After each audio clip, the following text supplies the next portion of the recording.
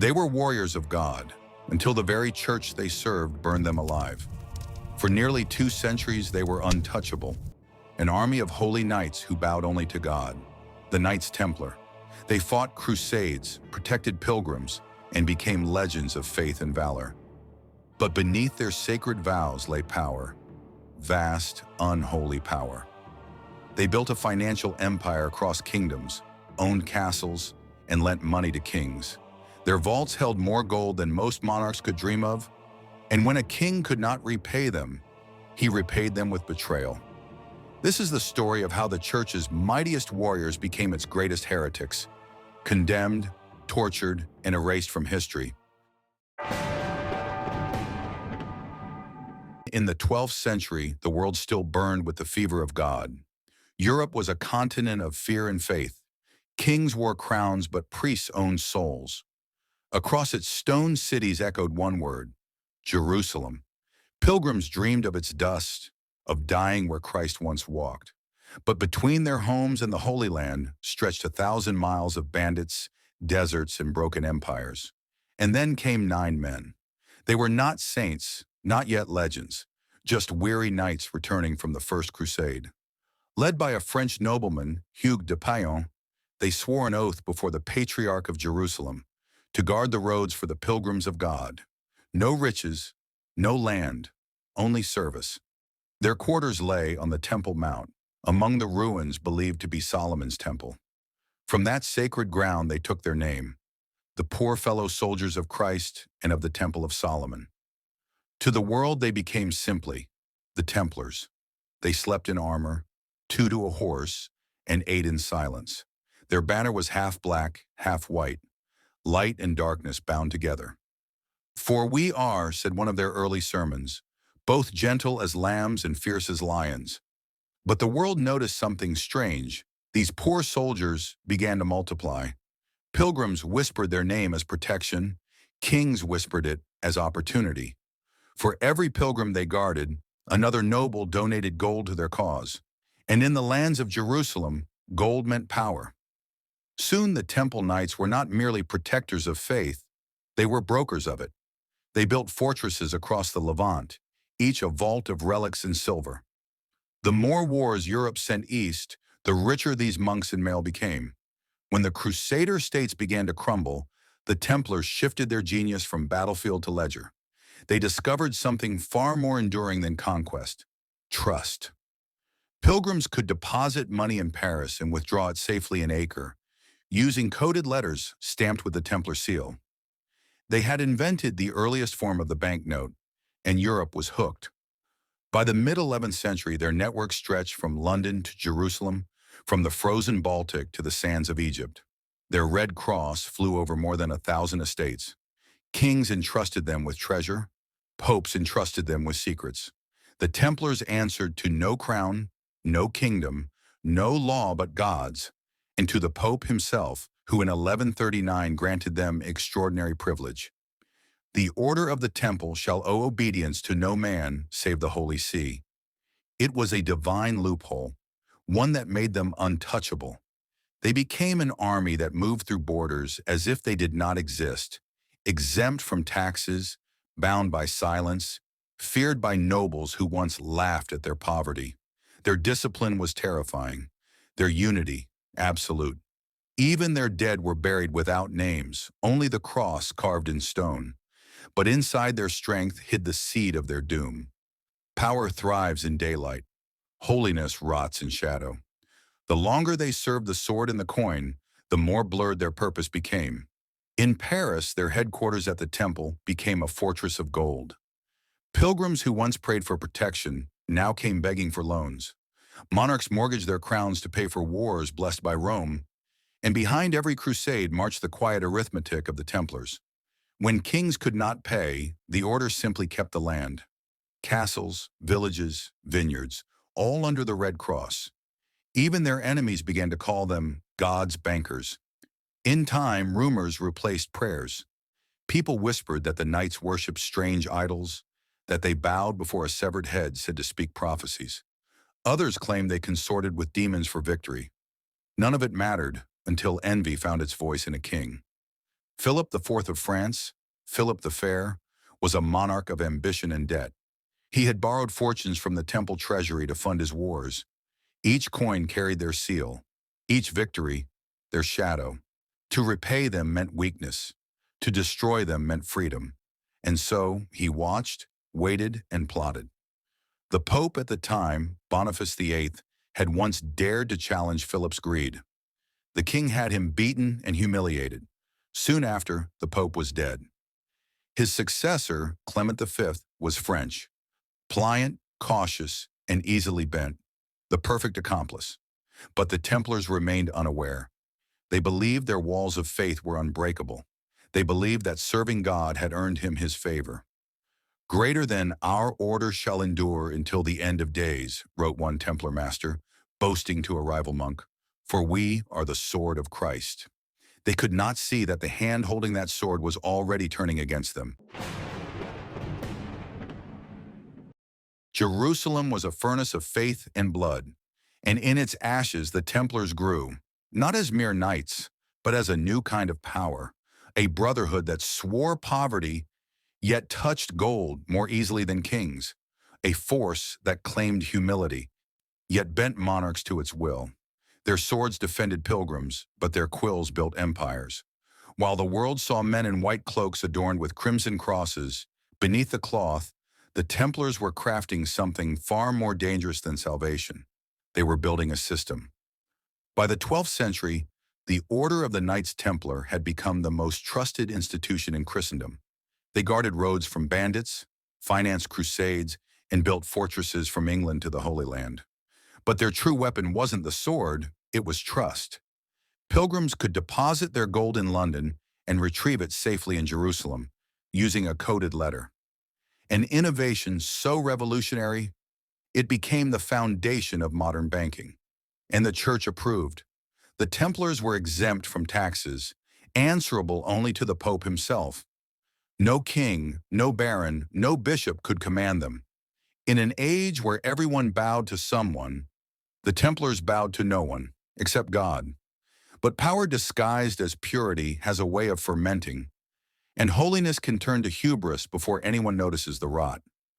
They built commanderies across Europe, training grounds and treasuries that became sanctuaries of wealth. Each castle, a fortress. Each fortress, a vault. And every vault, overflowing with gold that didn't belong to them, but to everyone else. The Templars loaned money to monarchs, financed wars, and collected interest, something the Church had forbidden to others. They were holy bankers, playing God with nations' debts. In Paris, their headquarters, the Temple, rose like a citadel above the city. The poor called it sacred ground. The powerful called it untouchable.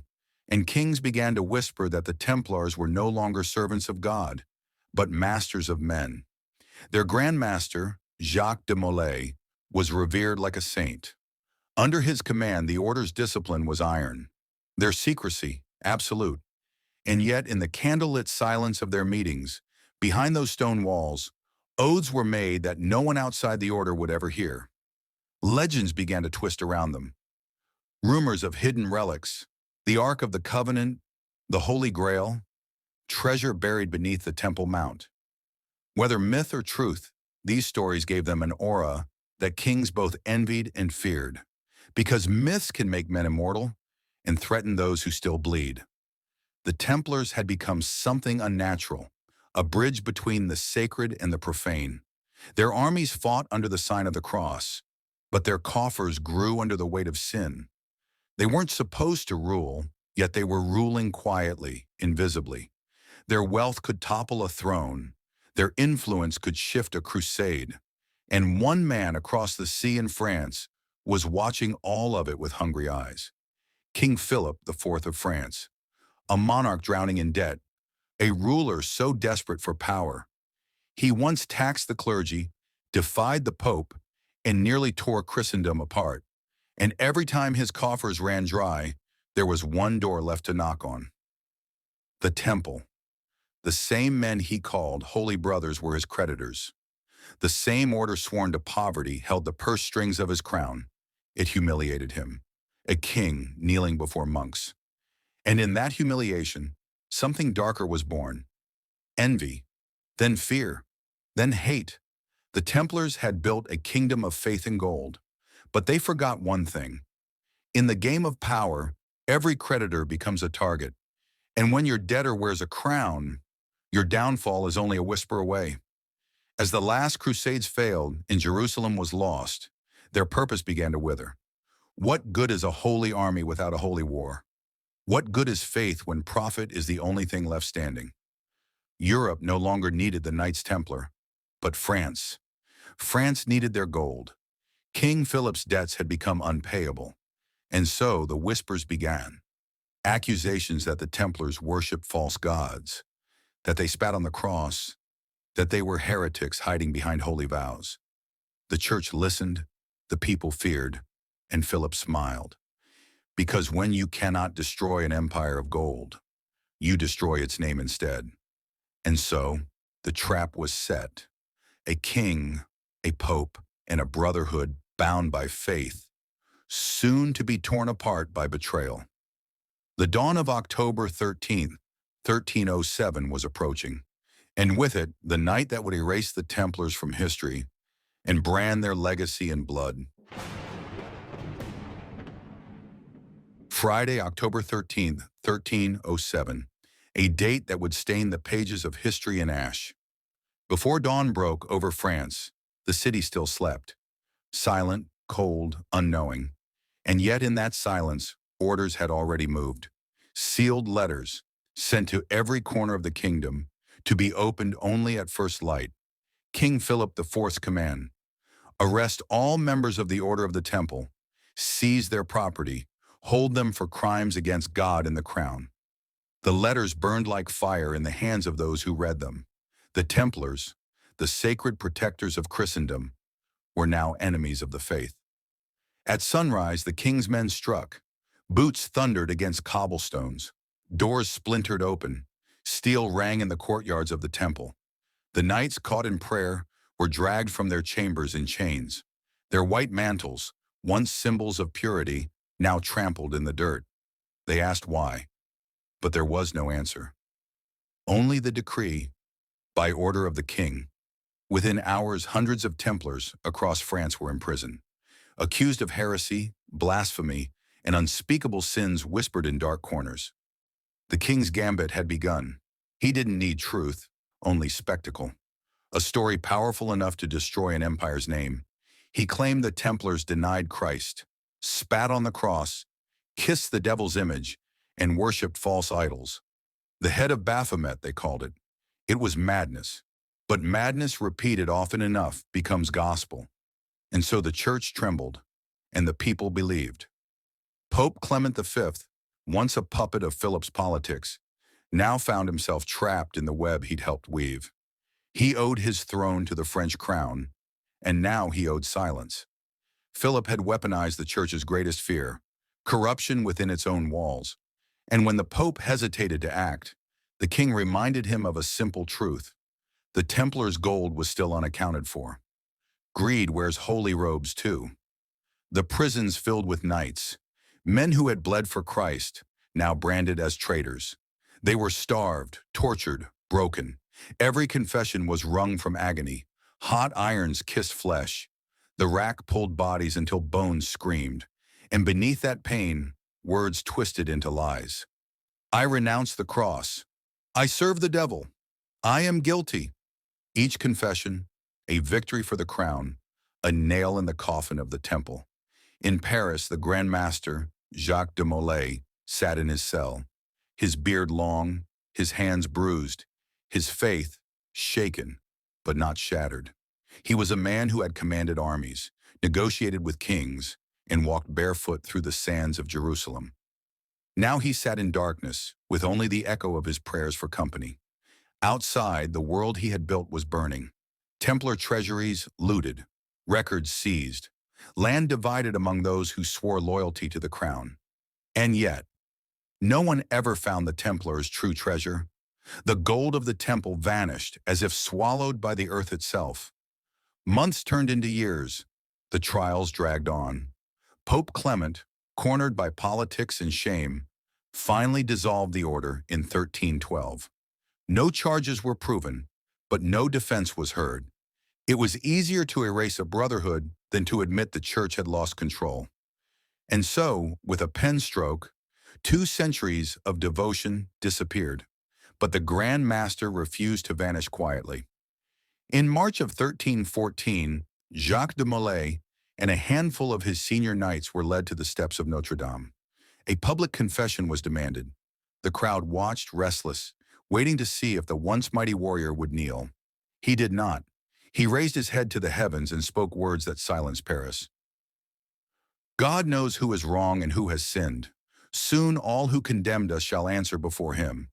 Before a year has passed, I summon you, King Philip, and you, Pope Clement, to appear before God's judgment.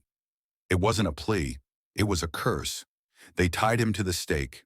The flames licked upward, curling around his robes, swallowing the white and red in a blaze of orange. But even as fire devoured him, he did not scream. Witnesses said his face stayed calm, proud, unbroken. He died with the sun setting behind Notre Dame, his shadow burning longer than his flesh. And one by one, those he named followed him into death. Pope Clement, dead within a month. King Philip, struck down before the year's end. The curse of the Templars had begun its quiet work. The order was gone, but its memory refused to fade. Whispers claimed their secrets lived on. Hidden across Europe, buried beneath churches, carved into symbols no one could read. Some said the Freemasons were their descendants. Others believed their treasure slept beneath the Temple Mount, guarded by ghosts. But one truth stood above them all. The Templars weren't destroyed because they sinned. They were destroyed because they succeeded. Philip won the game for a moment, but power built on betrayal always rots from within. He silenced the knights, burned their leader, erased their name, yet their shadow grew darker with time, and history still remembers October 13th, 1307, not as the triumph of a king, but as the day holiness was sold for gold. The fire that devoured Jacques de Molay did not end the story.